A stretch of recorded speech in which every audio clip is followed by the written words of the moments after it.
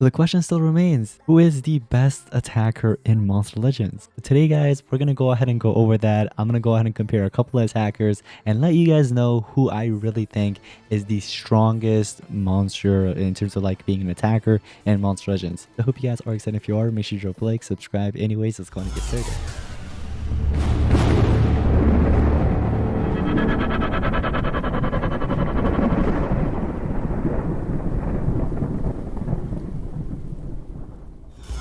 Alrighty guys, so you guys know there are like tons and tons of attackers in Monster Legends, of course, since the beginning of basically like back in 2014. Well, at least that's when I started first playing, but I'm sure like way before like early 2014. I believe that's when the game actually got released. I just started playing a little bit later. Like when I started playing, the only monsters I saw in the Monstergram were like about not even Lossy Ghost. I feel like Lossy Ghost came out like later on as well when I was playing. Workaholic wasn't even out at the time. I think it was up to like, I don't know, I would say maybe Goldfear or Dark Soul. This is where I started playing the game, and I really wanted this as my first legendary.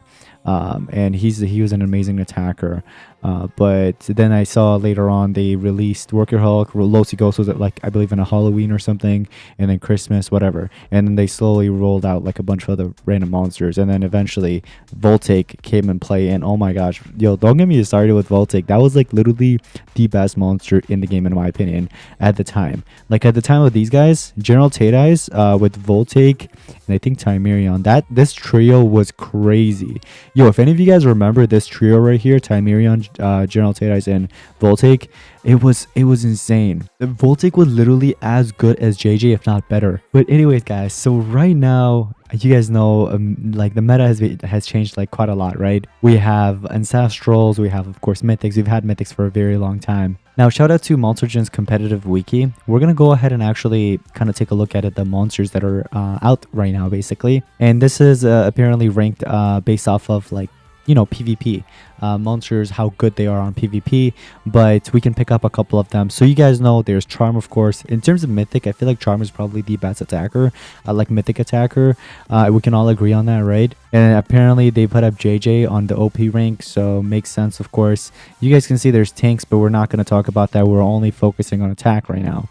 And Grayseal is a hybrid monster. Yes, he is used He's used mainly for like team speed, being a team speed holder, but that monster can be used as an attacker as well. If you run at some speed and strength runes, that monster deals a lot of good damage. And don't forget about Gardenian, man. Gardenian is crazy good too. And they put my boy Kirk Moonwalker in S-, and I'm kind of mad about that. But I understand this is for PvP, so it kind of makes sense. On PvP, not a lot of players use Kirk Moonwalker. They'd rather use JJ, which makes sense. I understand. There is Everest as well. Let's not forget about Everest, guys. Heat Spike's amazing as well. And there's Rapsentino, Sibido is whatever. But Rapsentino is amazing. If we were to kind of put this and like make this like a list, right, of monsters that actually can compete in this so-called who is the best attacker in Monster Legends. And here's the thing, I shouldn't say who's the best attacker. I'll probably mention, like, I don't know what the title of this video is going to be, but I want it to be the most strongest monster in Monster Legends. So when I say attacker, I mean like when I say the best attacker, I mean like the like literally who's going to be like the last one standing if there was a fight between these guys. Now, I did make the list. There's about 5 of them. I feel like these guys can kind of compete. I didn't want to include any like I didn't want to include Grayseal, even though I mentioned him earlier. That's like a hybrid monster, but it doesn't really matter. Even if it was a hybrid monster, but it was like an insanely good attacker, I would have actually chosen him. But it's fine. These are the 5 monsters that I wanted to kind of put in this list. But here's what we're gonna do. We're gonna first off start off with Charm. Okay, Charm's the first on the list. This monster is amazing. Pierce, Bleed Hater, Match Weakness. Like, you gotta watch it for this monster. You can't let her get a turn in. If you do, you're screwed, unless you probably have her like Mega Possess or something that could work for you. Sure, that's okay, you know what I mean? But I'm saying, like, if this monster gets a turn in without anything on her, you really got to watch out, especially if there's bleeding on you, because that bleeding hater gives her triple damage straight away. There's magic weakness as well that's going to be applied, so your monsters, they got to watch out, especially if there's a tank and that tank has that magic weakness on them, because they're going to be absorbing that as a Megaton, right? And she's just going to destroy her. But again, Pierce, you know, Pierce is also in play, so she could just pierce through and attack whoever she wants. That's what is really, really good. Also, the Dragon Book, man, that is just something else. But this is going to be a battle between like who is basically the strongest monster in Monster Gen. And although Charm is great, but we're gonna have to cross her off the list. Why? Because I'll go ahead and let you guys know in a second. So Charm, get out of here. Next, we have Rapsentina, guys. Rapsentina is amazing, especially against Gardenian. Also, honorable mention to Gardenian, by the way. But Rapsentina, she's just crazy with the Umbrella Hater. Almost every monster has that Umbrella trait, right? So she gets, she takes advantage of it. So she literally has a scale. I believe it applies a double damage or some kind of damage boost first, and then she attacks, which is pretty good. And then she has a bunch of other like massive damaging skills. She has like Thunder and also Nature, which actually comes in handy. So she is really, really powerful. She even has an SN with like a sword, I believe, if I'm not mistaken. But it's definitely an SN that I know for sure. She's just really, really powerful, I would say. But out of these four, she won't survive. She won't survive against Ancestrals. All right, so we're gonna have to cross her out. Now the next one is Everest. I want to go over Everest, guys. So the thing with Everest here, he is great. I would say he's more of like a hybrid monster. So he can be used either as a denier, either as a supporter like to resurrect, or even as an attacker. So players, you know, mess around with him here and there, but he's not the strongest one if we're being for real. He is amazing, don't get me wrong. You know what I mean? This monster is crazy, really crazy good. He can be used like in many ways, but the thing is, he is not the strongest monster. So for that reason, I'm gonna cross him out. Now, ladies and gentlemen, the last two monsters that are left on this list is JJ and Kirk Moonwalker.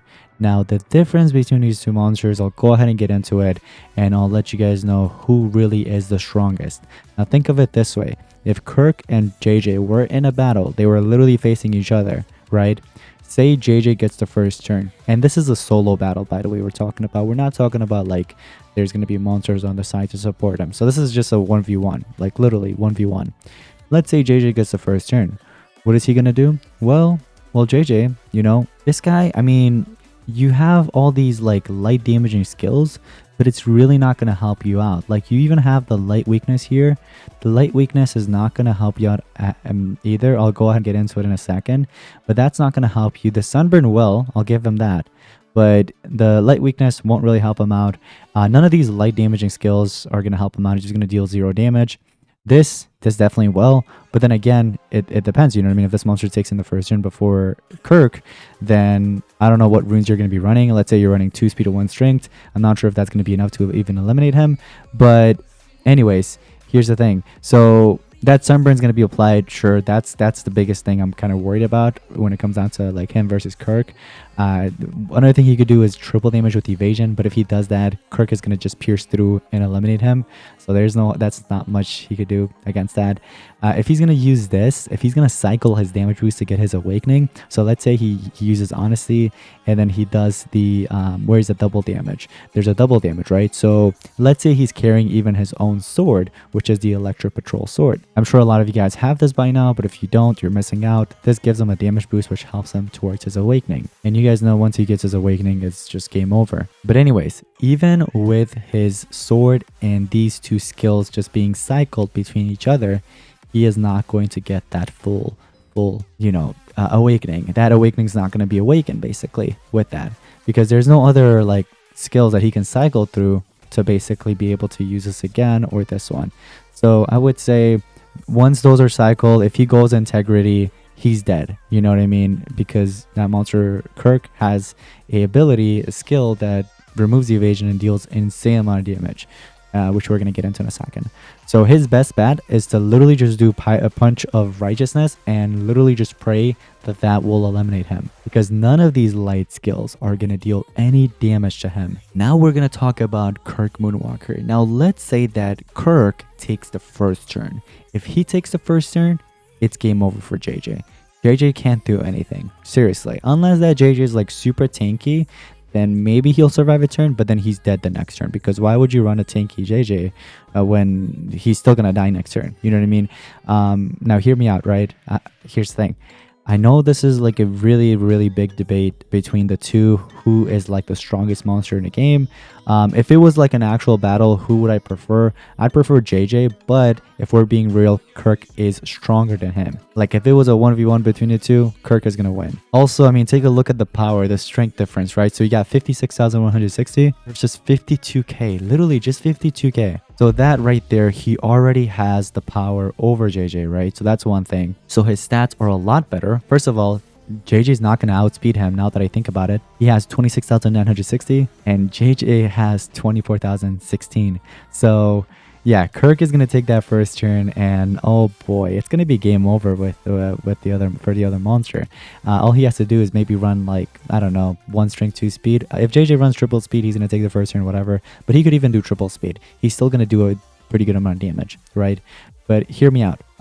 He has that light damage immunity. Earlier, remember I mentioned that JJ is not going to be able to touch him, right? So there it is. That light damage is not going to do anything against him. Special. Wait, oh my gosh. No, I just noticed JJ can't do anything at all. Is this even a debate? Bro, is this even a debate? Yo, I completely forgot about the special damage immunity. No, okay, well, JJ's dead. Yeah, if it's a 1v1, he is not surviving. I completely forgot about the special damage immunity. So JJ's best bet is to get his awakening, and he's not going to do that first turn. So all this monster has to do is literally just run 1 strength and 2 speed, and he's like, JJ's completely dead. You know what I mean? Because remember, JJ can't really touch him at all. The only thing he's going to do is apply that sunburn to him, and that's it. Sunburn, right? But then again, there's a small chance that he might miss Kirk. But here's the thing, you gotta risk it for the biscuit, right? And that sunburn is not going to reduce too much. I think it's only 15%, which is not a lot, to be honest. You have Pierce Hater, so if JJ gets his awakening, that Pierce Hater is there, but that is not really gonna come in play, I feel like, because he's not gonna let JJ get his awakening, right? Take a look at his skills. His skills are just insane, right? Now these are whatever, you know what I mean? These are seriously whatever.